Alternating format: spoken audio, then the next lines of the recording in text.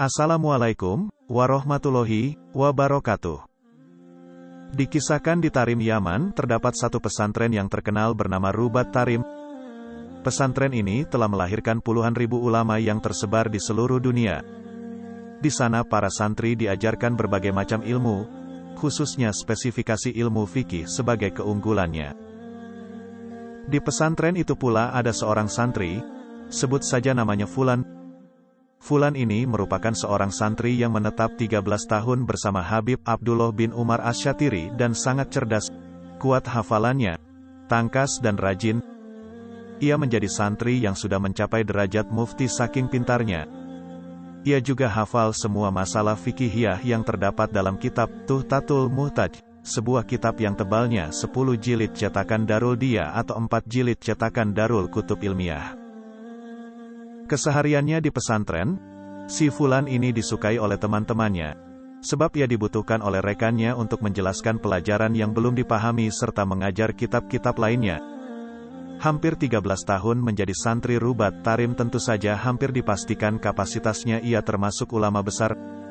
Namanya pun tersohor hingga keluar pesantren bahwa ia termasuk calon ulama besar yang akan muncul berikutnya. Hingga akhirnya setan mengelabui si Fulan. Ia pun merasa orang yang paling alim. Bahkan ia merasa kualitas dirinya sejajar dengan kealiman guru besarnya. Tidak cukup sampai di situ. Kesombongan itu berlanjut hingga ia berani memanggil gurunya dengan namanya saja, "Ya Abdullah." Nauzubillahi min zalik. Di mata para ahli ilmu, hal ini merupakan tindakan yang sangat-sangat tercela dan kesombongan yang nyata. Barang siapa ya memanggil gurunya dengan sebutan namanya langsung, tidak mengagungkannya ketika memanggil, maka dia tak akan meninggal, kecuali sudah merasakan hidup yang fakir baik dalam ilmu maupun materi. Melihat kesombongan si Fulan, Habib Abdullah Asy-Syatiri sabar dan memilih diam saja. Syidi Syekh Muhammad bin Ali Ba'atiyah mengatakan, diamnya seorang guru saat muridnya tidak sopan pada gurunya, tetap akan mendapatkan azab dari Allah. Kesombongan itu pun berlanjut. Si Fulan pada suatu hari akan keluar dari Rubat Tarim menuju kota Mukalla untuk berdakwah. Ia pun keluar dari pesantren begitu saja tanpa minta izin kepada Habib Abdullah Asy-Syatiri. Hingga pada saat Madras Ribat, sebutan untuk pengajian rutinan di Rubat Tarim, Habib Abdullah menanyakan keberadaan si Fulan yang biasanya duduk di depan, namun tidak kelihatan. "Kemanakah si Fulan?" Sebagian murid yang mengetahui menjawab, "Si Fulan sedang berdakwah ke kota Mukalla." Habib berkata, "Apakah dia izin kepadaku?" Sontak murid yang lain diam saja. Dan Habib Abdullah kemudian berkata, "Baiklah, kalau begitu biarkan si Fulan pergi, akan tetapi ilmunya tetap di sini." Di sisi lain di kota Mukalla, Yaman, para ahli ilmu dan talibul ilmi dan para pecinta Habib Abdullah Asy-Syatiri yang mendengar bahwa si Fulan santri senior Rubat Tarim akan mengisi ceramah di Masjid Baumar Mukalla Kodim, mereka pun berbondong-bondong datang. Mereka pun mempersilakan si Fulan untuk memberikan ceramahnya. Si Fulan naik ke mimbar dan memulai isi ceramahnya. Ia memulai dengan basmalah, hamdalah, solawat kepada Nabi amma ba'du. Kemudian ia membaca sebuah ayat.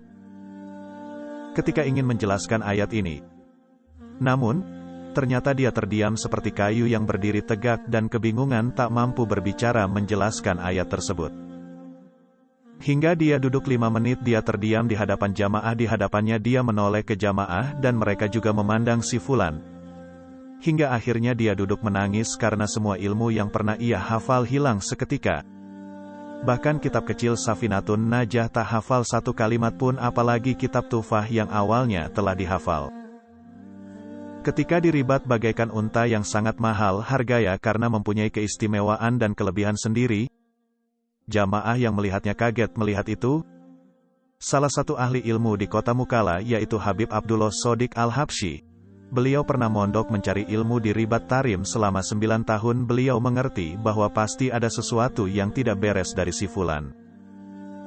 Kemudian datanglah kabar bahwa si Fulan telah isaatul adab, berbuat kurang baik terhadap gurunya. Ia pun bertanya pada si Fulan.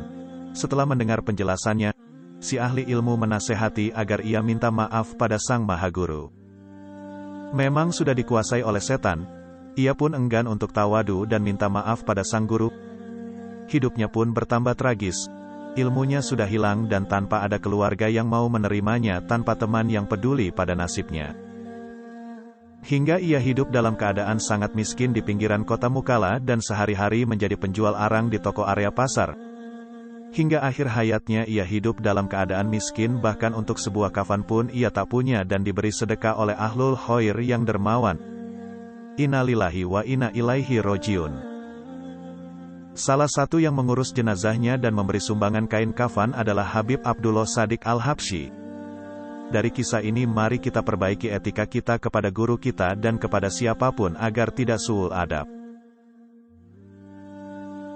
Imam An-Nawawi berkata, seyogyanya bagi seorang pelajar tawadu, rendah hati kepada gurunya, dan menjaga tata krama ketika bersamanya. Meskipun gurunya itu lebih muda, tidak begitu terkenal, nasabnya lebih rendah dan mungkin kesalehannya kalah dengan muridnya. Dengan tawadu, rendah hati, niscaya ilmu akan ia dapatkan. Habib Abdullah bin Alawi Al-Haddad berkata, yang paling berbahaya bagi seorang murid adalah berubahnya hati guru kepada muridnya, dari yang semula ridho menjadi murka. Andai saja semua guru dari timur dan barat berkumpul untuk memperbaiki keadaan si murid itu, maka mereka tidak akan mampu kecuali gurunya itu telah ridho kepadanya. Perkataan-perkataan di atas sebagai bahan renungan bagi kita semua yang notabene masih berstatus murid. Jika kebetulan kita sebagai guru, maka jangan sekali-kali kita berharap untuk dihormati. Subhanallah, semoga yang sekarang membagikan tausiah ini, semua dosanya diampuni Allah, diangkat derajatnya, dimudahkan rezekinya, dikabulkan segala hajatnya, dan mendapatkan jodoh yang setia, serta anak yang soleh dan solehah, sehingga bisa masuk surga melalui pintu mana saja. Amin, amin, ya robbal alamin.